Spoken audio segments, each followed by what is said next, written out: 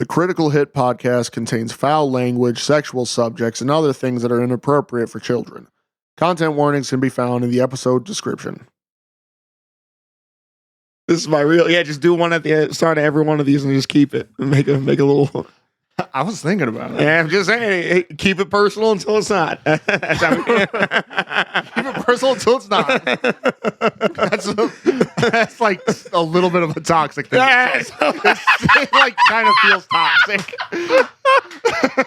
Maybe that's not the best. Fuck it.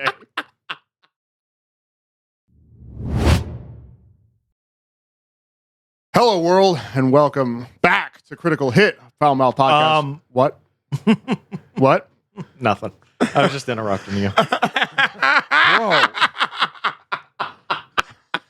It's like, why is this become a thing? Yo! Random! What was that? Yo, it threw him off his whole game. Yo, it broke my whole mind. I am Red King, and with me are these two assholes. Howdy. I don't know why you're being lumped in. All right. Yeah, I was gonna say I didn't do anything. I guess this is the asshole count. That is fair. Which is you caught a crazy string. Yeah. And Well, now you're on my side just by default. so I'm just gonna let you know, sticky. It's fine. That's what you get for not bringing your Shaker. your correct freaking. You're right.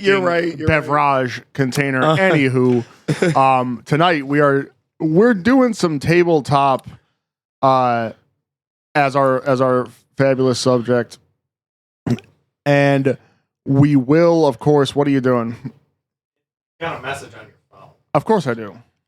Brightness has been reduced in order. Yeah, it's fine. It's all good. It does that. Okay. As long as you know. Yeah. Little new hardware. Pull back the veil. Little new hardware. It's fine. Yeah. New phones. New phone. Who dis? We're doing a tabletop episode. We're doing a little dunking on certain someone, and we will get to that. I have to. I'm like obliged to. Yeah, that's right. Before we begin, go ahead, hit the subscribe button. It helps the channel tremendously. Like and comment. Let us know what you want to see next, because that'd be awesome. Get it. I think that would. Episode recommendation. Let's get it. I mean, because I think ultimately we're at a point where we've come up with our ideas, and there's enough people, even though it's a small amount of people, there's enough people that fucking are tuning in that they may want to maybe see more of something or less of something. That's what I'm saying. Also, right, W, go to w.gg, enter the discount code I'm crit just hit modeling it for you. at checkout. That is w.gg, discount code crit hit, 10% off. Gotta head up with that Price is Right. Yeah. Burn it. But that gets all the boring shit out of the way. Be better. Be better. Yeah. Do better. Mind your business. Do better. Great. Yeah. I probably can't use that. I'll have to put homage in like big flashing letters. Yeah. Like not trying to steal your content. Because you know how like fitness influencers like to attack you and dox you and shit. Oh, they go crazy because they're all on drugs. You know what's great at I want the stopping that? Cars. That's right. You get all big for nothing. I just imagine this is a big guy. Angry little chunker. So, Up over my hood, buddy. Damn. wow. Why violent at this Yeah, time of like the we episode, started crazy. Started crazy, which is fine. Well, you were already there, so.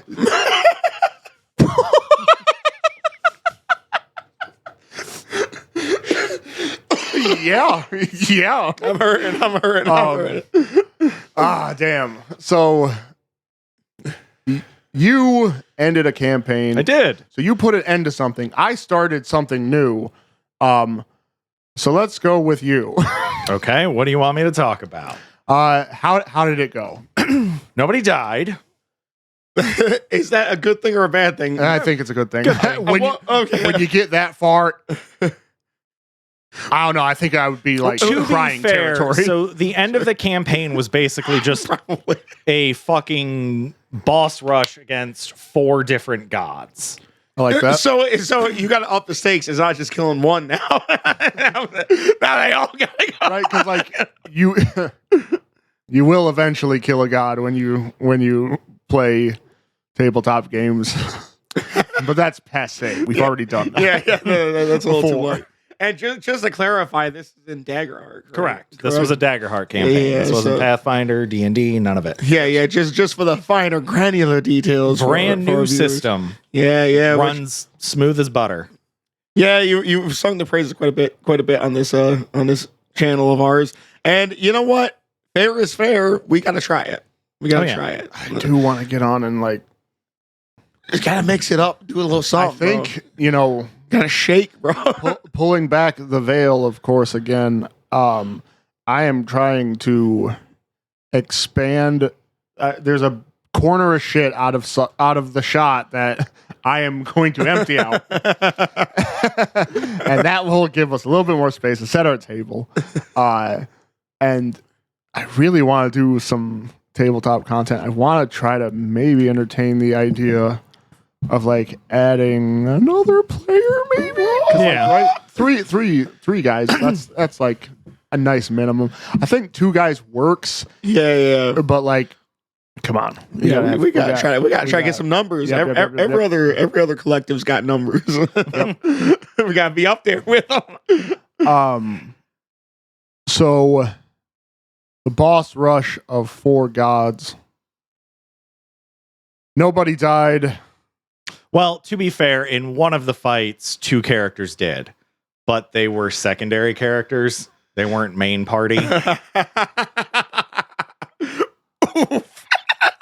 So mean.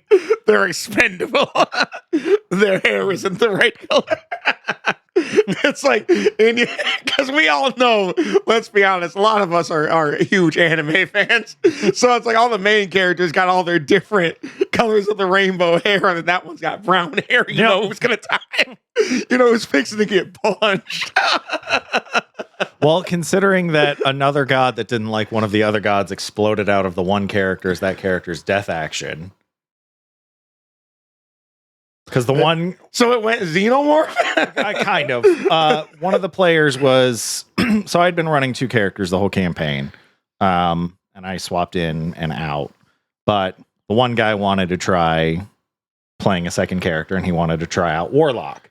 The Warlock is the one that got fully taken out, but that Warlock's patron was Typhon, king of monsters from Greek mythology, who hates Zeus, Okay. who was our final boss. I see. I like that. Okay, I like that. I like that as a pretty epic conclusion to that. That's crazy.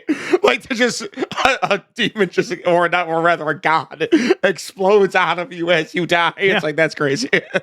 That's crazy. I would do that. That's a cool way to go down. Well, because basically death actions are you can fall unconscious and then you roll to see if you take a scar, which just removes one of your hope slots. Mm-hmm. And if your character loses all their hope slots, they have to retire. They can't be an adventurer anymore. You can do blaze, Retire. yeah, or die. They can. You can say they die. Okay. But the Gotcha. point is that if you hit 6 scars, that's not a playable character anymore. Okay, so They have no hope left. So it's a not so necessarily so bleak way of having the character leave the. I mean, it depends.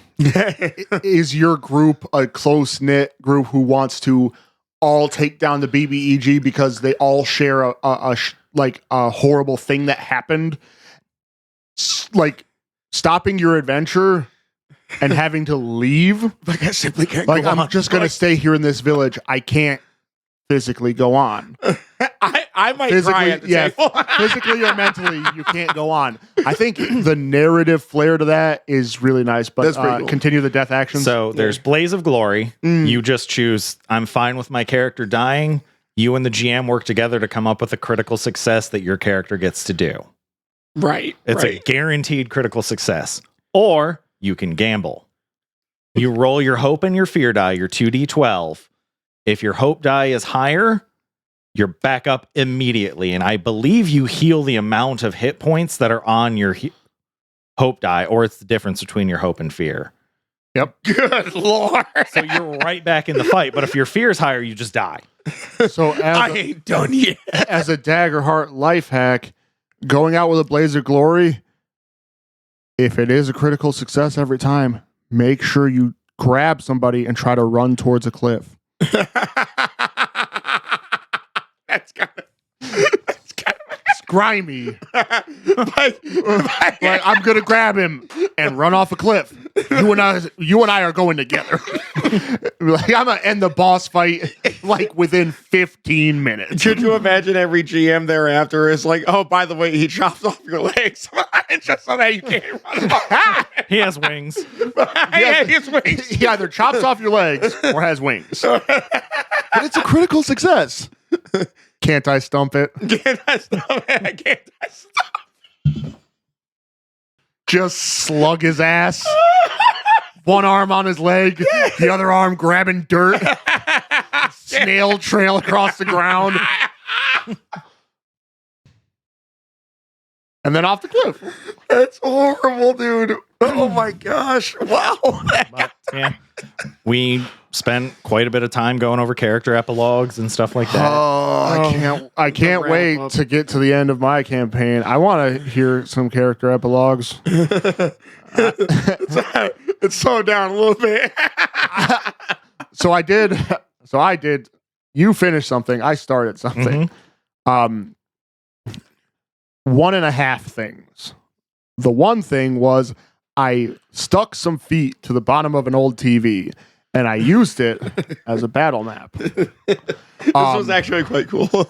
And it was Technical difficulties. horrible technical difficulties because I thought I was being very cool. I was like, typically the issue was having cords going every which way. I'm going to bypass that. I'm very smart. I hooked a Chromecast up to my TV, and the Chromecast is a little dongle, so you tape it to the back of the screen. The setup, clean. Yep. Fucking clean. One cord, just the power.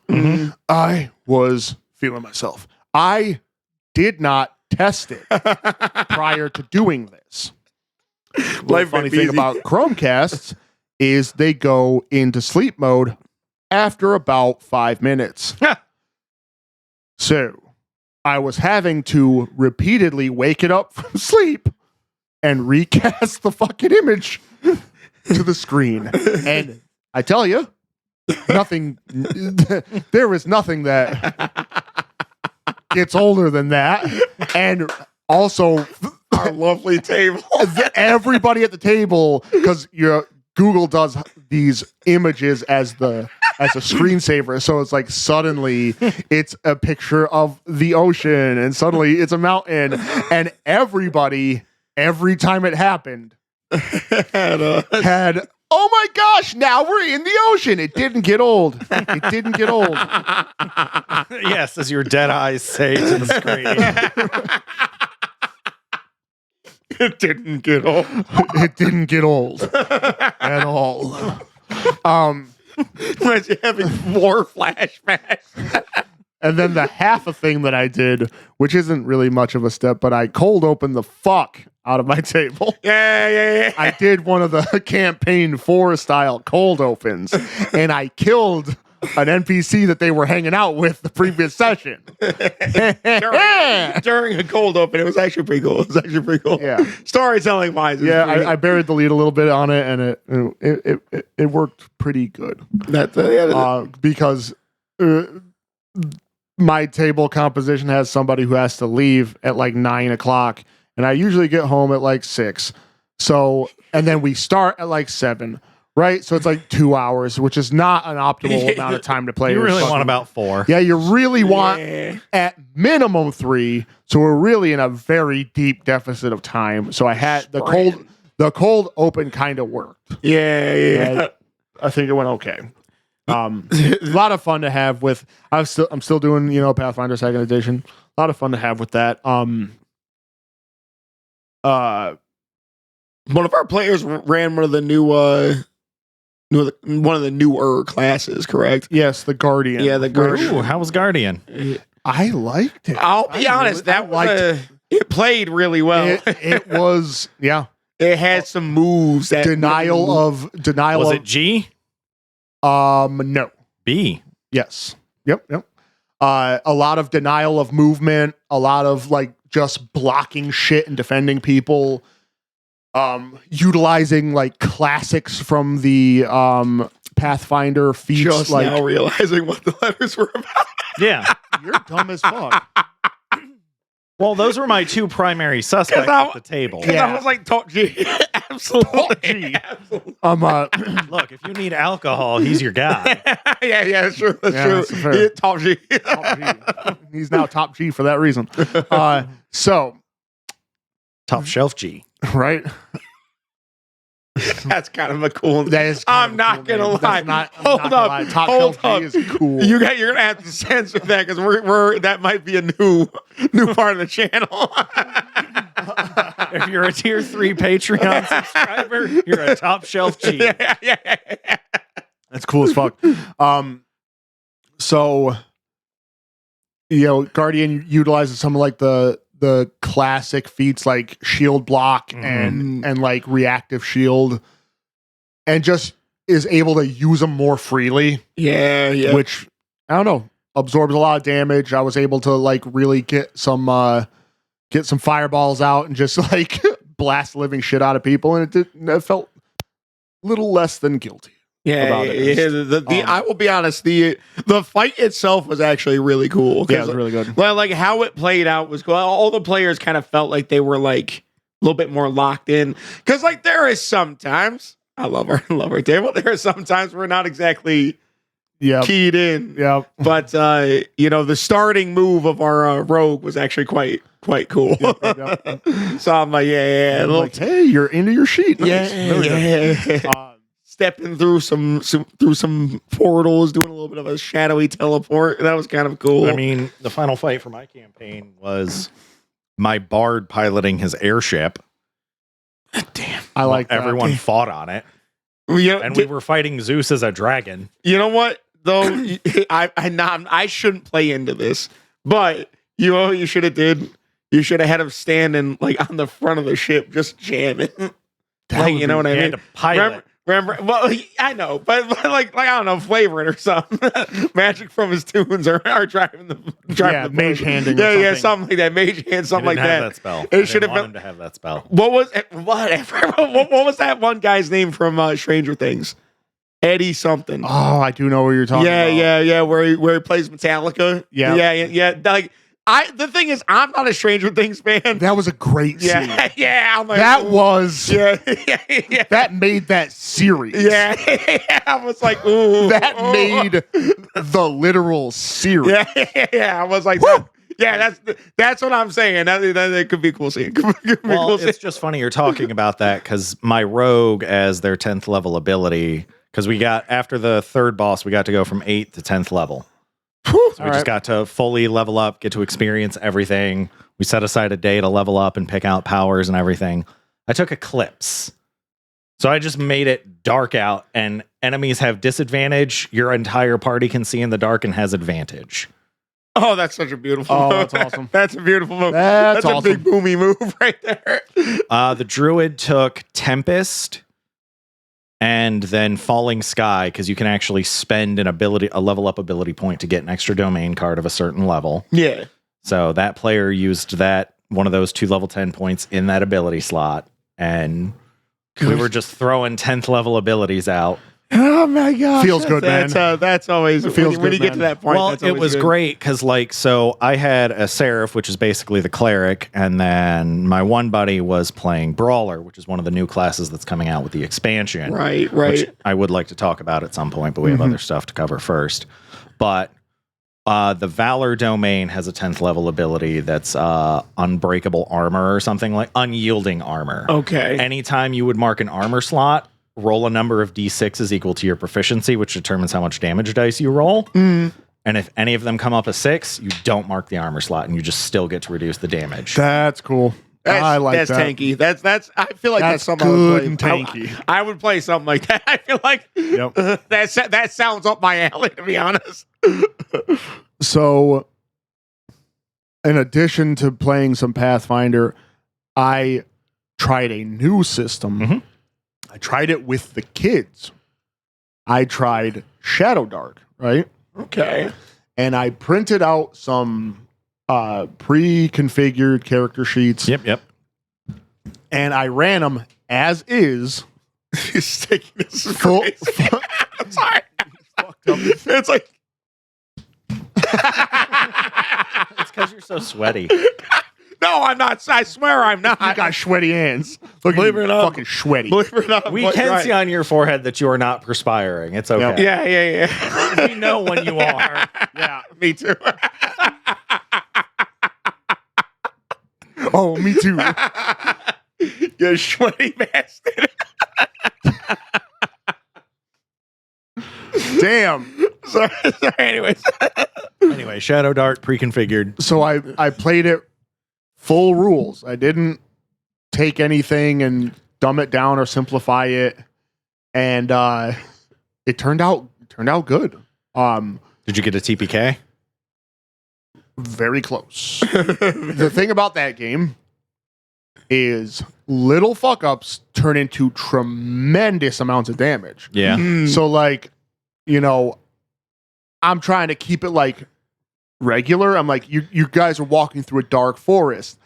And I picked like a random thing off the list because I downloaded the free starter kit. Right, So like, right. you can go and download the free starter kit. It's got Why does it sound like a plug? it might be plugged, Jason. It might be pluggish from pluggish. It's like pluggish. You're not paying me, so absolutely not. Until you are, then So you are. I mean, I think there's some people, the creators in this fucking space that I think would be sick to work with. Which is foreshadowing, ever so subtle. I know which one you're not picking. So the starter kit's got like 8 characters you can choose from, and like there's just random stuff that you can put into your dungeon or travel. Right. And I'm like, oh, you guys see some mushrooms. My oldest son, he's like, he caught on immediately. He's like, do I know anything about them? Right? Roll an intelligence. There's no skills. It's just your stats. Mhm. Wow. So everything is stats. So do I know anything about it? Intelligence. Rolled very low. I was like, seems okay. My daughter, who is not careful at all, says, I'm going to go up and get them. I said, so you touch them? Yeah, I touch them. I'm going to put them in my bag. Roll a constitution. Oh no. And she was playing as a wizard and took 2 out of her 3 HP in damage. And then immediately afterwards had to fight a giant bat. Managed to stay clear, and the bat was rolling like shit. Yeah. That kind of happens. Oh, there's nothing worse than when you're a GM and your dice are just not doing Just fucking me. So I actually always kind of had a little question because with you two being GMs for you very long time, you're pretty seasoned by now. I would say years in. Is there an intentionality behind like TPKing and just like do you sometimes want to be like, I'm gonna get these like not as like a malicious, because like I'm trying to peel back all of the kind of negative. That's a good ass question. Yeah, you know what I mean. That's a good ass question. Are you trying to get? Are you trying to get us? Because like that's low key. That's low key. You've done your job, kind of, right? I'm gonna say yes and no. Right? I would agree. So like it's always important to be like challenging. Like in games like Shadow Dark, they do make the character creation process a minutes long process for obvious reasons. Right, like we've done a couple of those like one sheet TTRPGs, right? Like The Witch is Dead and whatnot. Yeah. It's very similar to that. And I think, right, I think you want the consequences I think if you have a player that's acting ridiculous, maybe you want to just let them know. Hit him with a little warning shot. Because the thing is, this is coming from a player. I feel as though it's fair for a warning shot, because I've been wanting to talk about this for a little bit when it comes to like, because I mean, we've alluded to some things that we might have planned, but I find that kind of interesting when you see how many of these conglomerates of tabletop RPG players get together, make a show, and that show does relatively well. It seems to be a pretty good route these days to being a nice little entertainment thing, right? But the thing that we're starting to see, which I think will also lead smoothly into something else that we're trying to talk about tonight, is that there is still that level of just horrible decorum that comes from certain tabletop RPG players and groups that tends to leak into the now professional thing you guys have going on. Right. Like, I mean, death is always a possible consequences of your actions, right? Mm-hmm. And if no one ever goes unconscious, that can be like a whole thing, right? Mm. Is this really a challenging game?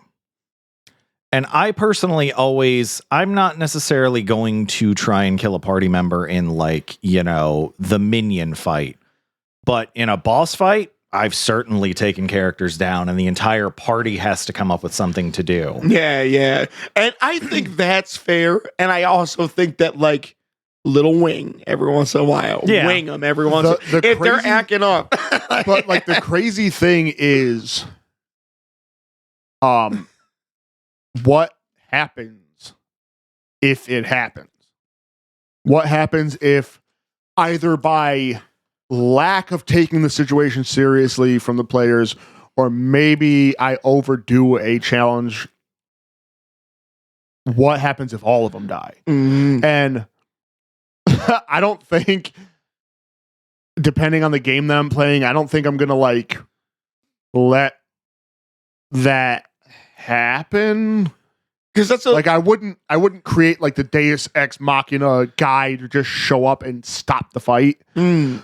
And I guess if it has to happen, it has to happen. But dude, I would be fucking murked. I'd be like, "What's? Is everybody okay?" Because from a narrative perspective, right? Because it is a story still. From a narrative perspective, I imagine that would be a nightmare. Because like, if you want to finish it out, still, Especially if you've got like, if you've been playing like 20 sessions. yeah. And now you've started to incorporate those characters into your world, and then it's like, yeah. what do I do now? Like, oh crap! Oh crap! I've been rolling it in front of the board. You see that it was 20 every time. So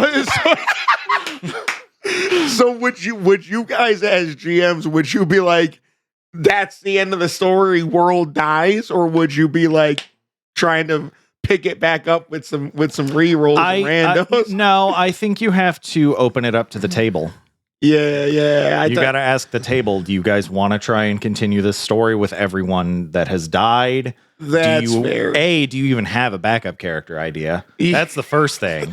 Right. Do you have a concept you can still use in this world? For sure. Yeah. If the answer is no from a majority of the table, it's probably time to just roll up a new campaign. Yeah, Yeah, like, hey, and like work together and like tastefully end it. yeah. Like Play it out. yeah, like tastefully end it. Be like in the epilogue, like what do you think would happen to the world without your guys there to protect it? Yeah, Like does the BBEG, like I'd ask the players, does the BBEG ruthlessly just curb stomp everything, or does he like does he take it over? Like how does he rule it? Do you think there'd ever be a possibility and just leave it like that where you get to collaborate until the end? Yeah. Because you never should stop collaborating. And it would have to be a convo because it's wild. Yeah. It's fucking wild. That is true. And I think that's a good point. And I've always kind of wondered, because obviously we've never experienced that personally. But I would imagine with just like, I think about the characters in the 2 campaigns I've participated in, and I'm like, yeah, I wouldn't necessarily want them to just die at the end of the story. I had an extra guy. I would have been okay. Well, and I think so that's kind of the interesting part is like the mindset is a little different because like I'm kind of all in a little bit with my character. I like to like get into the character. That's fair. I had an extra guy that was well enough liked.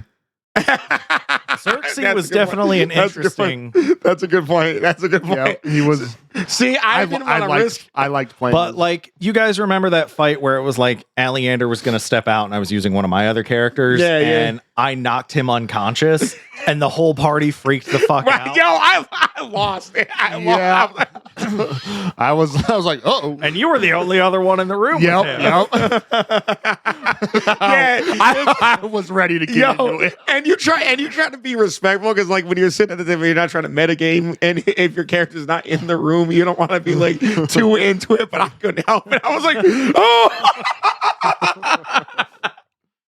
I was like trying to. Can you do this? Can you do this? I'm like, yeah, you got to stop. Yeah, it was great. It was. Yeah, I liked that. I liked that scene. It was. Yeah. So one for the Starfinder campaign, they were in a boss fight where my wife's character went down, took a crit from the boss. And the way I built this character, he was based on one of the accompanying NPCs I had for the party. Mm-hmm. He was one of the character that was with the party was the prototype. He was an android, which is a really cool, fun race to play in Starfinder. But it was one of his clones. Right. One of his copies. Clones feels kind of wrong for an answer or for a android. Yeah. But basically they were a series of androids. There were only 10 with the one being the prototype. This one had gone rogue and sided with the bad guys and rolled a crit, took her completely out. Damn. Didn't die, but she was didn't like near negative. Yeah. Oh gosh, yeah. That's always like scary, man, when that happens. Because I've been put down. Oh, dude, I've been put down at the table before. I think your characters just in the games that I've witnessed you in have had the most like downs. Yeah. And like the thing is by a long shot, because I realized that I'm a damage magnet. I don't know what happened. We almost lost you to a fireball Yeah. and an exploding vehicle the other session. So that was critically succeeded in one of the saves, then critically failed in the very next one. Yeah. And it was like, oh, this isn't good. Yeah, I think I think ultimately like you have to. I mean, I'm at a point now where I feel like I'm a dog chasing a car. Mm-hmm. If it happened, I wouldn't know what to do with it. Yeah. That's fair. Yeah, I was always kind of curious. I was curious about that. And I think that, like you said, collaborating until the very end would be the tasteful way to end that. Because I think re-rolling, I'm going to be honest, a whole new set of also rans I feel like would be just totally... That might also work in a way. It might. It depends on what you're running. I think that's very in the hands of the players at that point. Well, if your players can do it well. Yeah, and that's what I said, right? Like, the first thing you ask is do you guys want to try and continue this campaign with new characters? Well, yeah, but I also think just the investment too, right? Because I think that's the important part. The reason why I think the initial squad wipe would be really hard to deal with is because let's assume, like you said, you're 20 sessions in, you're invested into this character that you've created, right? Mm-hmm. And then, like, you got to do a whole new one. Are you going to be able to bring it to the same level with that new one? Or is it just going to be kind of like, eh? Like Boruto. Yeah, that's what I mean, bro. I don't want to be Boruto. I have a big worry it's going to be Boruto. Well, that's why, I never go into a campaign without at least 2 character ideas. Because the second character idea is always something different, right? Yep. Yeah. Like for the Daggerheart campaign that we finished, I tried out, my 2 main characters were Seraph and a Rogue. Then I made a bard, and then I made a sorcerer, and I fucked around with one of the new classes myself. Like, You're cooking. You're cooking. well, the nature of the campaign is that we were playing an organization that dealt with magical threats. So the benefit of an organization is that you can bring in a new character. And I always had one of my other original two there, like, because my one character was the commander of the organization. That's fair. That's fair. That is kind of our setting is kind of similarly modular like that, where you could be like, oh, I died, but Yeah, hero organizations everywhere. yeah, I think that was that's one of the safeguards that I had way back when. If I accidentally killed somebody that it didn't really. Well, it is also easier if it's a single character death, right? The total party kill is really It's weird. It would be weird. I have experienced one. It ended the campaign. Oh, no kidding. I mean, Everybody's just like, hey, I don't know if I fair. can do that. We took a break. Yeah. Now the thing was And that then I DM'd my first campaign after that, That's crazy. damn. That's crazy. which also ended in a TPK. You're like what's that like improv thing? It's like yes and you Yes, anded. Yes, and in a TPK. Yes, and the next one ends the same. Well, after that one, we just immediately rolled up new characters, and I had to come up with an entire setting on the fly, and everyone picked stealth characters, and then that first session ended in another TPK. Like the first. Yeah. Damn. You can't run a fucking rogue, a monk, and forget the other one. Like some just sneaky boys. We're just a bunch of sneaky boys. Whoosh. Gone. Hit first fight because one of them rolled bad on stealth. Done. Oh, Slice your that's head, bad. clean off your shoulders. Level 1 play is crazy. Yeah. Especially in the older ones. Like, The older systems, it's just. D4 hit die Yeah. on a wizard. Yep. And sorcerer. Monk had D6. D8. Oh, D8. Monk was always D8. Okay, so that's better. What had D6? Rogue. Yeah. Bard. Yep. Okay. Yeah. They nerfed Ranger from a D10 in original 3rd edition to a D8 in 3.5. Fair. good You don't call. need that many HP for a ranger. Ranger's good in exactly one context. Well, I guess two, because you can play a wild shape Ranger in 3.5. If you're in the woods tracking a non-human monster, sure, you can do it. These It's episodes like are always good for you guys going back and fucking forth about something. sniffing poop. Oh my gosh, yeah, I know where he's at. Favorite prey. I'm like, shut up. Yeah, you Like- trade that. Here's the thing. You trade that feature out. You trade out your animal companion. You get wild shape Ranger. Ranger is really good for either serving as a base to go into wizard with the Sword of the Arcane Order feat, which is what my character Aleander did, Yep. or you swap out all the parts and use wild shape, but it's not as powerful as druid, so it's way less annoying to balance against. Yeah, but like, and it's always been the Rangers' problem, is that druids do better than Rangers, and then fighters / rogues do better than. It's like a Ranger tries to like straddle a line and meet both sides of. It's trying like, to be a triple Venn diagram, right? It wants to be a fighter, it wants to be a rogue, and it wants to be a druid, and it does none of those well. Yeah. It can't sneak as well as a rogue. It doesn't get the expertises. It can't fight as well as a fighter, and it can't magic as well as a druid. Yep. It just turns Or out nature as well as a druid. like You guys just hate the Ranger. So I will say, in particular, in Baldur's Gate 3, it's actually fun to use. that's because it's a video game. Well, first of all, you never go past level 5. You take level 5 to get the extra attack, but you take Gloomstalker Ranger. Level 5. Yeah, Doesn't the fighter get it at level 5. Oh, okay. It's- So they change it up in Baldur's Gate a little bit. Well, no, fighters get more attacks as they level up more. Okay. Fighter, Paladin, Ranger, and I think Monk all get extra attack at 5th level.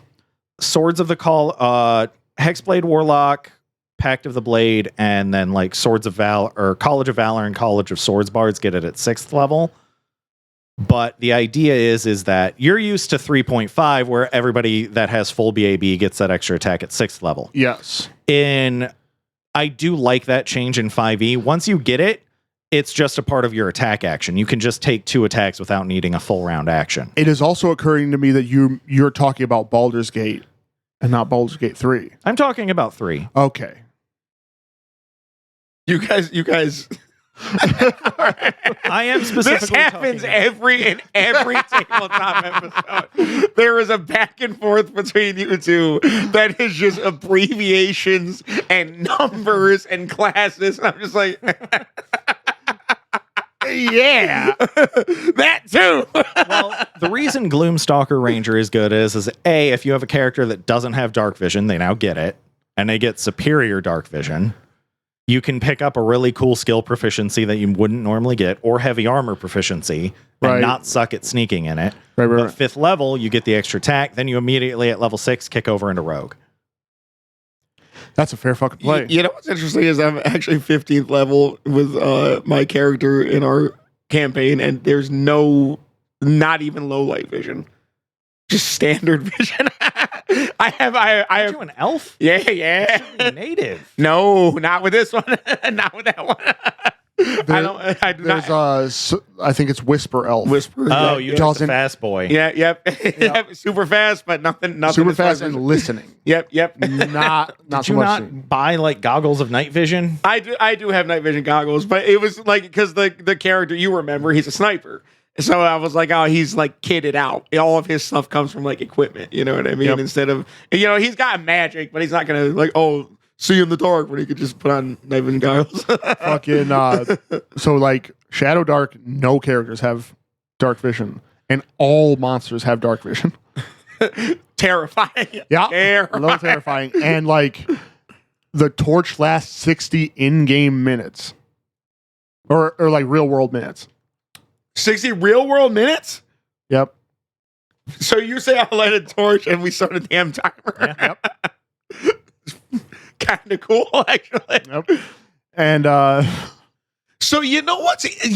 I actually like this. So I think more things like that should be a thing in tabletop games. Here's the thing. I think a hurry up timer is kind of a good thing. I think that's a good thing. So you're dropping a hot take within this. I'm dropping a hot take within this. I think and the reason why I think of this is I recently watched this retrospective. You remember Pandora's Tower? It was a part of those 3 games that got localized for the Wii. It was by England or British companies that localized them and brought them over here to the US, which was really cool. But in that game, the whole thing was you were like night dude. You got married to a princess who got infected with this curse thing. And the whole thing is there's an always on timer that she slowly turns into this crazy like slug monster thing as you're like going through the dungeons to get monster flesh to feed to her so that she doesn't transform further. And I'm like, there was something very interesting about that whole concept of like, you go out there and you have the pressure of like going into the dungeon, but then you have the timer because she's going to fully transform if you don't get back in time. And it's meta to the game. So the player gets the timer. Yeah. That's what I'm saying. Like that. I like that. Majora's Mask. Yeah. Majora's Mask. Yes. That's what I'm saying. I remember, right. I hate to kind of derail this. No, 100%. But I remember back when they hated timers in video games. It was like, oh my gosh, timers. It's just you can't like explore. You can't fully experience the game. It's like, no, it's part of the experience. Mm-hmm. Timer's part of the experience. And I think if you can build in a timer as a part of certain experiences that kind of like push forward a little bit, like if we're going into a cave, we light that torch and we know we have 60 real world minutes before this thing goes out. And nobody can see, we better get through this cave in 60 minutes. You know what I mean? You better have an extra torch. Yeah, or you better have an extra torch. And don't be waffling around on your fucking sheet. Yeah. And because the whole game is played in initiative. Shadow Dark, as soon as you get to a spot where there's going to be danger, it goes in initiative. That is cool. So- I like that. So it's like timer and initiative. You can only do one or two things. Yep. It's loose. Everything's loose as far as like, you know, they use abstract distances. So it's like near, far, or no, it's touch, near, far. Right. And then anything outside of that range is not part of the battle anymore. That's Like, kind of genius. So it kind of keeps it quick, and it attempts to make every player constantly be moving. That's kind of genius. So for guys like us who can only play a piss poor ass 2 hours of game, might actually find a little bit of Every other week, which is another thing that's becoming a struggle. Just, you know. It's like you want to get moving, but you can't. Yeah, you really do. Right. That was fun. Talk about some gameplay. That was fun talking about games. Let's do something that's not fun.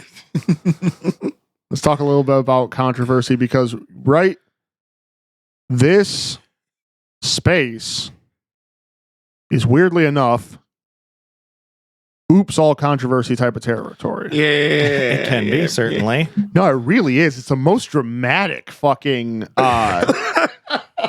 like fandom hobbyist space ever. Yeah. It's the most. You know what? It's gatekeepy, which is already bad.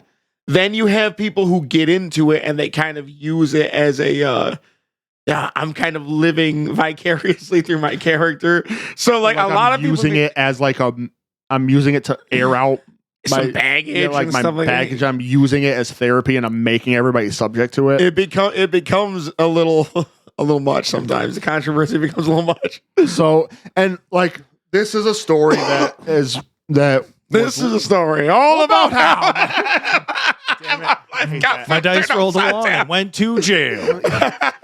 Yep. So it happened last week, and I wanted to give it time because honestly, I wanted to hear how this motherfucker was going to respond to it. We're talking, of course, of Duke from One Shot Questers, and MinMax, all them sword tubers who went ahead and started up a D&D game, right? The background, we'll just quickly rattle through that, is that MinMax are a bunch of sword tubers who decided they wanted to do a D&D game. Awfully fitting. They ran a Kickstarter. The Kickstarter got a ton of support. Fair. That happens. Nothing wrong with that. I agree. And they got a bunch of money from it. They flew all these people in because, right, Sellsword Arts are just 3 out of the table, and they all are out of Texas. Blumenek is out in the fucking UK. Bensei is, where's Bensei? I had this all memorized. But Jacques the Whipper is also, none of them are local. Yeah. So Part of the budget is part of the budget was flying them in. Yep. Putting them up someplace, providing for them a little bit, keep them fed and everything. Because for a week, they sat there and shot that series. They all have jobs. Yeah. A lot of them are professional athletes. Bensei runs a dojo. These motherfuckers are performers that have schedules and gigs and jobs and yeah, right? Yeah. You watched it. I watched some of it, yeah. You can't be bothered to watch anything. You got me. I watched it. I watched the episode 1. Your thoughts? It wasn't for me, but like not everything has to be, right? And I think that's kind of the thing. That's the point of this. I watched it. I liked it, right? Because I'm currently going through Critical Role Campaign 4, Grandpas and Galaxies. Really good. Yeah, Campaign 4. Campaign 4 is amazing. I've got some. Sure it is. I got some thoughts about that, and I may, if we have enough time, I may bring some thoughts up about that.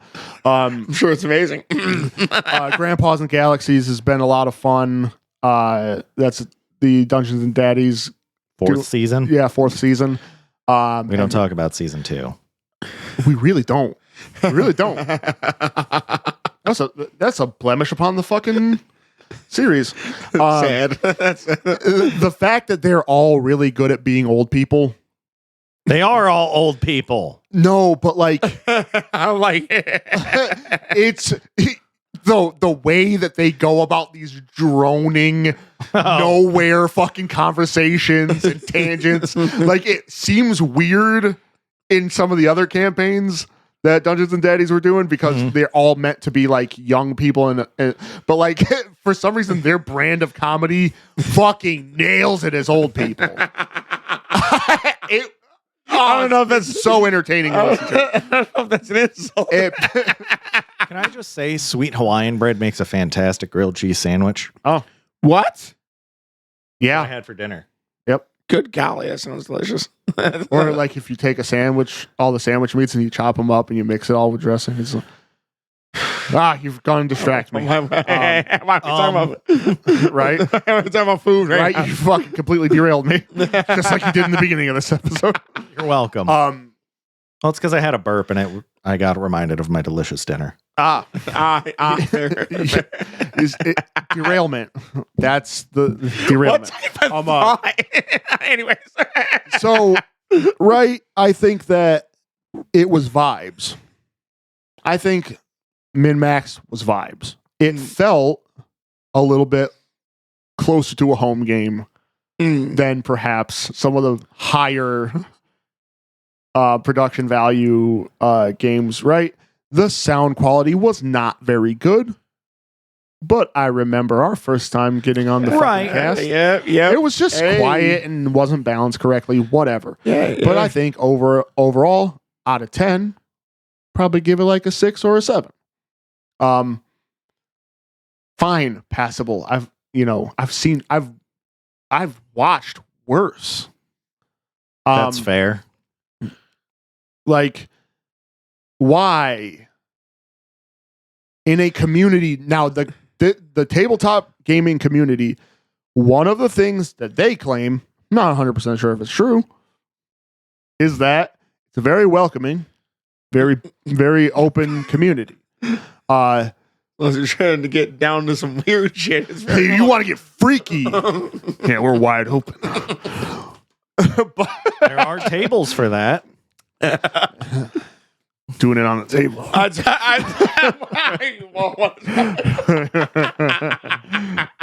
It's because you shaved, so you lost all your degeneracy, and he just absorbed it. Yeah. You ever do it on the table? Apparently.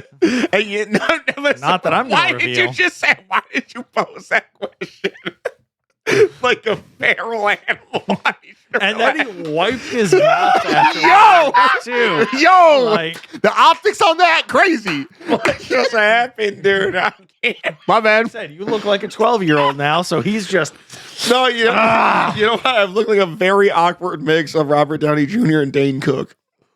Woo. you got Dane Downey Jr. I got Dane Downey Jr. You fucking roasted yourself on that. That's crazy. or Robert Cook Jr. Robert Cookie Jr. Damn. That's actually a decent name. Robert Cookie Jr.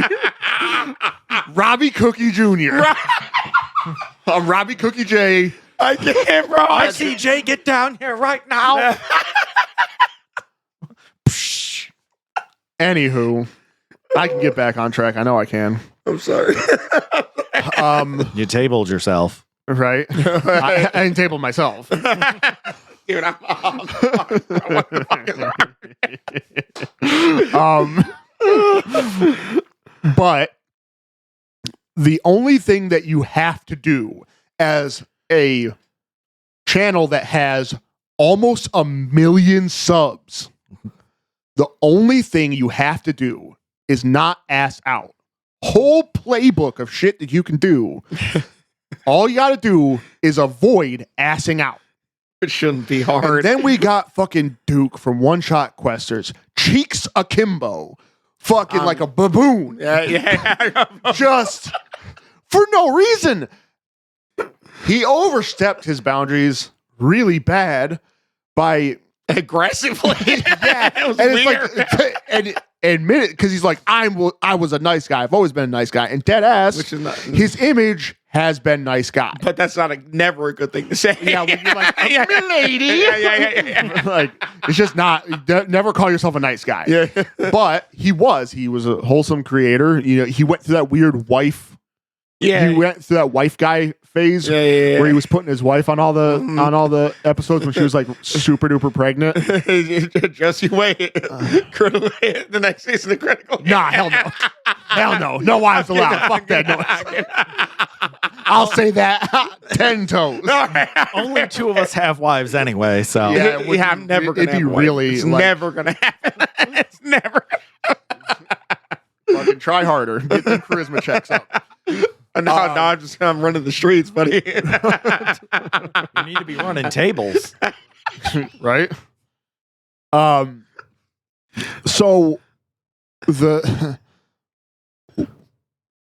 it was really oversteppy for someone who was so big and had so many subs in the D&D community to go after somebody who was just starting out. Yeah. He got like, why are you worried about someone else's finances, my boy? Fucking get your money up before you get your funny up. Reason being, all of this freaking ass out shenanigans drew the ire of one Crispy's Tavern. Ooh. Now here's the deal.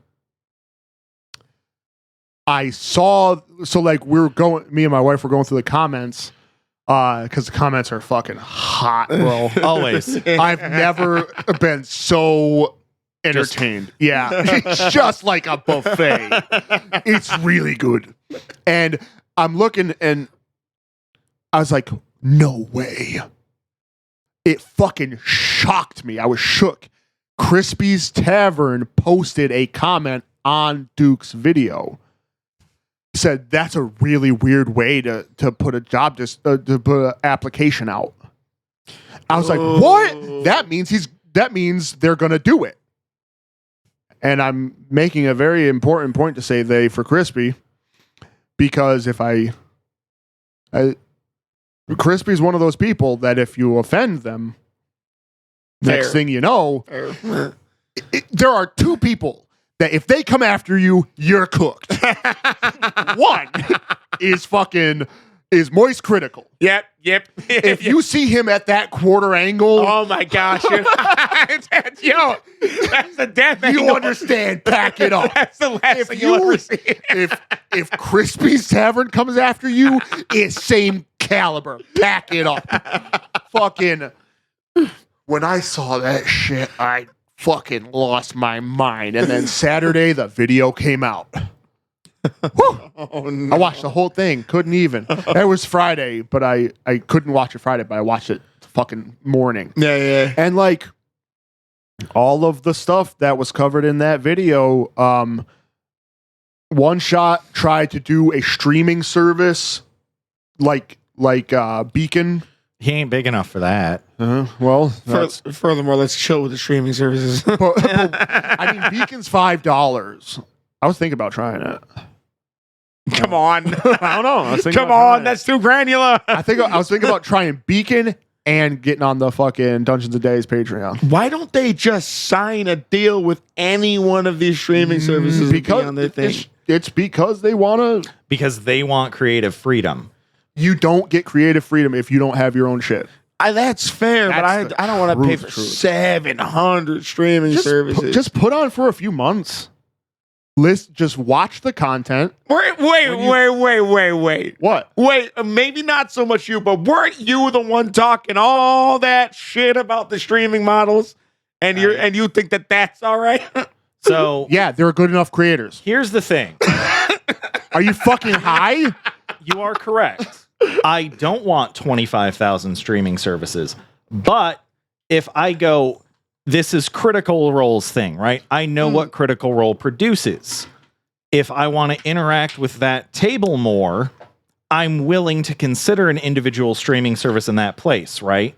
because I'm paying $5 a month to interact with content I want to interact with. Here's my problem with the Disney, the Hulu, Netflix, all that shit now. They're very much, yes. And they're all at least $20 a month, or you're watching ads. Yep. And then most of the content. Beacon, no ads. Dropout, no ads. Yep. All that shit. Dungeons Daddy's Patreon, no ads. No ads. Freaking. And they've got mad ass content. So like they're always playing different games. Right. Playing Kingdom Death Monster. Like they've got, you know what I mean? It's just better, more focused, complete content. Right. It's and just, it is curated and it's to something you. that your boy wants to eventually Be able to do. for But us. That's just So, it. like, I don't want a streaming service. Come on. No. I I just meant like Patreon. Okay. My boy, no. Okay. Like, I don't want a streaming service. smart people learn from other people's mistakes, and I'm learning from one shot. Went through the streaming service, failed, costly. Went through trying to like do like events, like inclusive events, kind of like cons, like mini versions of cons, or like the Green Dragon gaming thing. I wish I could just remember this shit off the top of my head. When I'm driving in the car practicing my fucking lines, He's like, beautiful. it's all there. But when I'm here, I'm just like, like just as fuck. Hit it with the Courage the Cowardly Dog. Fucking stupid dog. The fact that all three of us Yeah. hit the Courage the Cowardly That elder millennial fucking, we just had like our brains all linked wirelessly. It was amazing. But I think like we're watching kind of like a downfall happen in real time because, right? He rebranded his channel a couple of times. He tried to split channels, which either works amazingly or is a death sentence. He tried a couple of different events and like tried to create a streaming service. And it's like for almost 1 million subs, like his videos are only doing like 20K views. So it's like he did a lot to kind of muck up the brand. Yeah. And the pièce de résistance was to sit here, and the only thing you have to do is just not take the smallest guy and try to shit on him. And that's literally what he did. You know, just fucking, like I said, just ass out, cheeks akimbo like a fucking baboon. And because I'm like, this is where I'm at, right? Who are you to sit there and we can question all we want about where Kickstarter, Patreon, whatever money goes to, right? This is the brass tacks. When it comes to Patreon or Kickstarter, it is a completely optional thing in which you go, if you want to support whatever creator and what they are doing, you go and put money towards it, right? This is what they promised. They promised they would give you their experience for the money that you pledged. Well, not only that, right? They produced something. Yeah, that's they fair. actually finished the project. That's fair. Many Kickstarters cannot say that. Yeah, that's why I'm so loath to support any. That is I've true. talked about the one I've supported. Yeah, that is true. That is fair. And I think that's the thing, right? If they deliver to you the product that they said that they were going to give you, that's all you can ask for. The thing is, right, you can be mad if the quality isn't where you want it to be, or if you feel as though the production value isn't where you want it to be. Let's get this clear. Most of these people are not professionals in all the fields you need to be a professional in to make the best production. True. Most of us aren't starting out. If you're lucky, you get that big payoff and then you go get yourself a guy or guys to take care of your entire production. Yep. You know what I mean? Or you're fucking small time. And you just run it well, like, as good as you can. It's a joke for campaign 4, right? Because Brennan Lee Mulligan loves almonds. So he actually has, I think it's 1 or 2 production assistants that are just in charge of bringing him almonds when they're filming. That's it. That's their job. You know what I mean? That's a little bougie. That's a little bougie. And like that I was can the, get my own stats. but that was the thing. Like he compared min-max to Critical Role. You can't do that. You know, and like so Because okay. Here's the thing, right? Go back to Critical Role Campaign 1's earliest videos. They're a lot like Min-Maxed's first video there, right? that is the I truth. didn't like Campaign 1 physically in the way I was experiencing it, so I stopped watching it. I watched. That's fair. So I did. Yeah, that was just messy. Well, even without the mess, right? Just based on the quality of the show. Fair, But I didn't go in the comments and say you guys fucking suck or anything like that. I was like, this isn't for me. I'm not going to watch it. yeah. Now, Vox Machina, the show, fantastic. Yep. Mighty Nine, also really good. I like Campaign 2 a little more, but they're more experienced, right? it has So, more good content. There's to a work with. timeline of progression here. But like I said, even without the mess of the one weird guy from Campaign 1 for Critical Role that has just been excised from their litany of terms. Imagine being Orion Akaba right now. Oh my gosh. I I don't chapped, bro. I would. I don't know, man. That's insane. All you I have might to be do is rolling not for a new ass character. out. All you gotta do is not ass out. Whole playbook of shit you can do. All you gotta do is not is fucking just ass not- out. I'm telling you, bro, I'd be rolling a new character at this point if I was him. Oh damn. Oh damn. I need a new social security number, a new driver's license. Like I'm Ryan Akimbo. I'm good. That's amazing. I'm two-shot questers. You know what I mean? And like, and it also ended. So as far as the rest of that goes, the final move, but that brings us up to current, is that he, after posting that and saying literally that their production was pathetic, That's incredible. I'd pull up. I'm like, where are you at, buddy? well, the thing is, they're both based out of, so Sellsword and One Shot are both based out of Texas. So the thing about it is that pull up could happen. But the thing about it is they handled it really nice. Their response was good. I did see a little bit of the response. I saw like the long ass paragraphs of response comment, which I'm just at that point post another video. Yeah, I'm like, you'll post a video to ass out, but you won't post a video to take accountability. But he didn't take accountability in that comment. No, he didn't. I know. He shifted the blame, said his wife was working, and said like. No. But he, after assing out on the video, sends a message to Sellswords saying, "Look, your shit didn't work, and it's not going to work, but I can fix it." And offered to reshoot the entire series to get, that somehow get everybody back. Reshoot the whole series, take what you've got now currently and paywall it. What? And he had this schedule of like, because one of the things that he talked about in the video was like, you were supposed to also do live action segments where, if your character did something cool, that you were supposed to try to mimic the stunt. Mm-hmm. And that is something that is, it's not promised, but they're saying that in season 2, they could start doing things like that. Yeah, they're talking about season 2. This is not season 2. Yeah. But he said, "Oh well, we'll reshoot the whole campaign, paywall what you already have."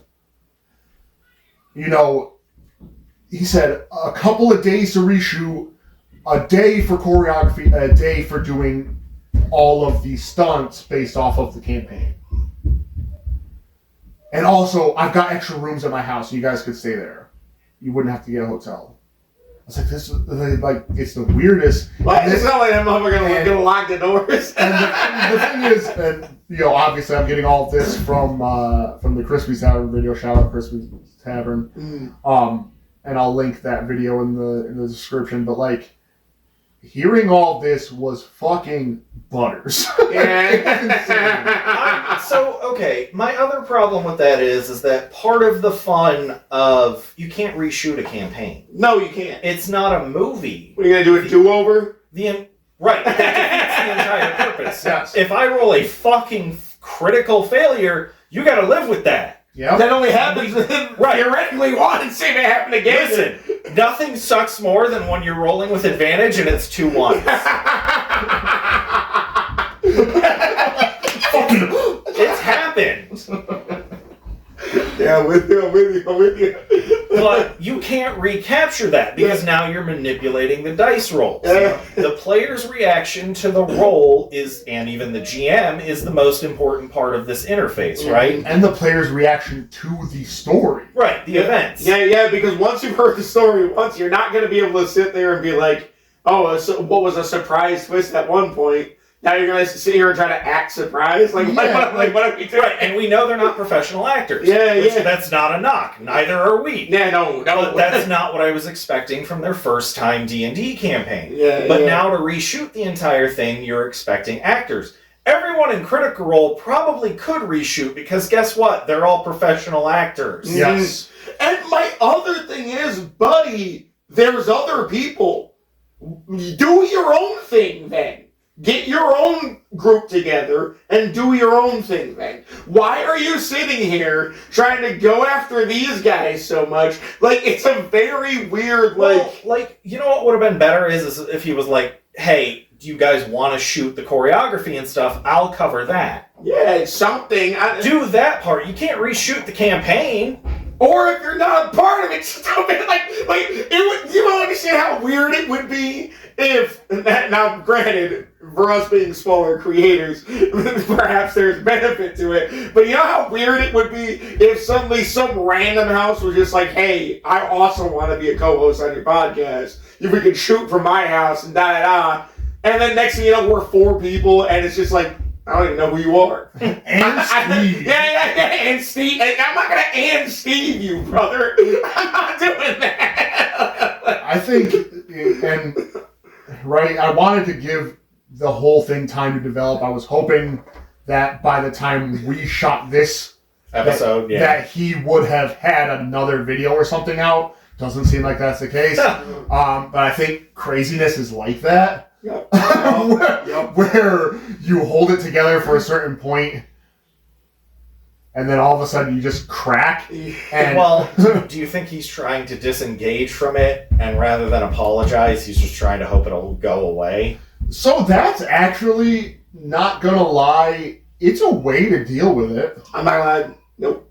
Yeah, though. You know, the only thing is you got to do that first. You can't ass out again, and then shut up. That's not how that works. You're in too far. So you can gamble. You can gamble with a great wall of text in the comment section. To some, you can gamble. So screenshot function on phones. No, I'm not talking about deleting it. As far as some people are concerned, it only counts as one ass out. Not Turkey Tom. Turkey Tom will post that shit on your... That's not... If Turkey Tom counts it as ass now, I count it as ass now. I mean... It's going to be on a video. Listen, I would argue it's harder to type that entire multi-paragraph ass out than to turn your camera on and record. Low key. Like he had to put more effort into the second one. And you know he was backspacing and because when you're coming up with bullshit, you tend to have to backspace a lot. Or when you're like you gotta wonder, was he trying to push too hard and maybe some part of his brain was like, no, roll back. The thing is, because obviously, trying to enter into the space of being a podcast or trying to enter into any space, it would be wild for bigger dogs to just show up and shake the shit out of you for nothing. Yeah. It's crazy. And as far as one shot, like salvaging the goodwill next to impossible. That's gonna be a bit of a struggle. You know what else has been funny though, because this is stuff I've been seeing too, is that people only found min-max because of Duke's video, and then they went and watched it and were like, yeah, it was all right. Yeah, and like So now, you shot yourself in the foot. Yes. And you're boosting your enemy. And for me personally, I'm gonna watch every episode. I'm now a subscriber to MinMax, and I think that so like our sister-in-law are like she knows about MinMax. Yeah. Doesn't know about other TTRPG stuff. Knows about MinMax. So it's managing to catch the audience that the big shows like Critical Role are going to fly over their head a little bit.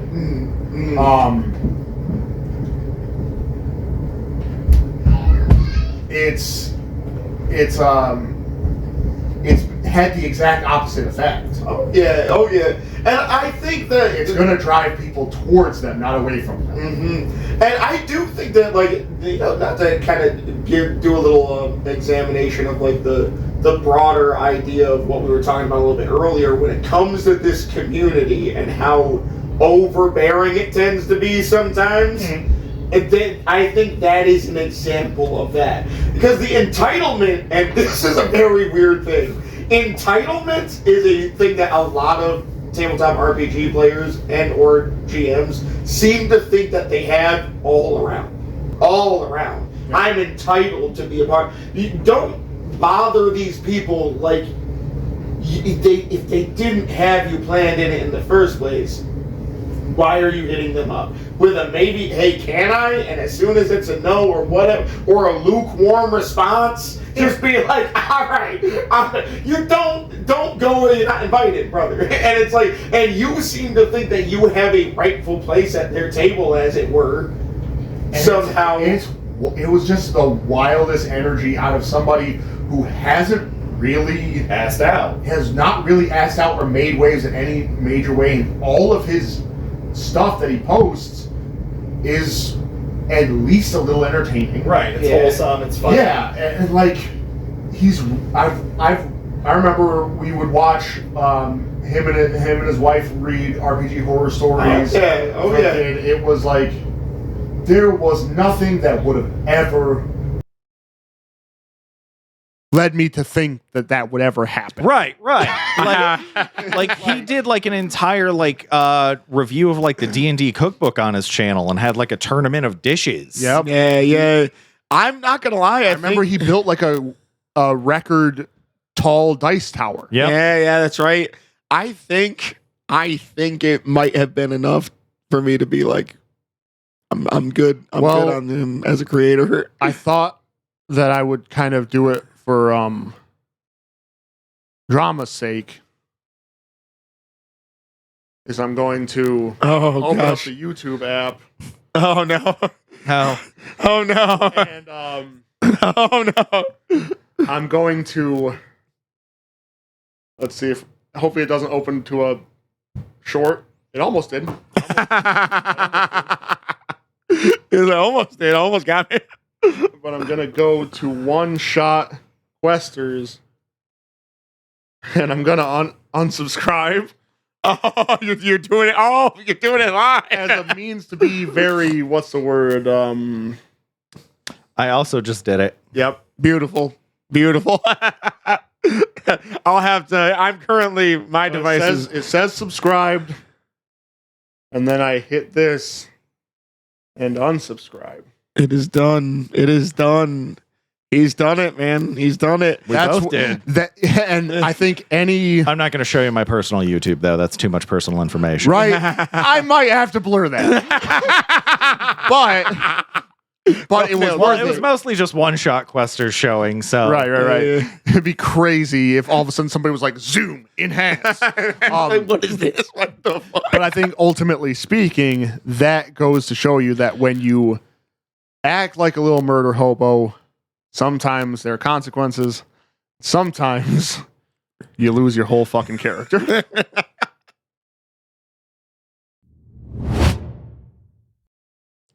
And with that, we have reached the end. You fucked up my brain again. We are Critical Hit. And that was our tabletop episode. I was a little worried that you might end up. I was worried that I was gonna flub it at least once, and I flubbed it exactly 0 times because I am fucking dialed in. Find us wherever you find your favorite podcast. Find us on YouTube at CritTube.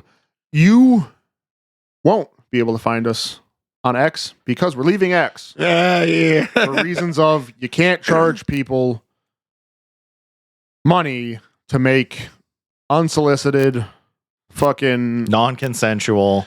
AI porn of just randos. It's illegal. It should be illegal. It and is it's morally fucked up. It is actually you can't illegal. make money off of it. So fuck you guys. We're leaving Twitter. Find us on a arguably better platform, Twitch, with Critical Hit _gaming. We try to do it every Friday, and I'm usually the one out. I'm gonna try not to be that way. Headsets arrived. Yeah, that's all done. Yeah, we're lit. We're gonna try it. New audio episodes every Friday, and the following week you'll get the video. That's gonna try to be the schedule. I'm gonna try to officiate it now and make it very solid. Until next time. Don't ass out. Don't ask out. Come on.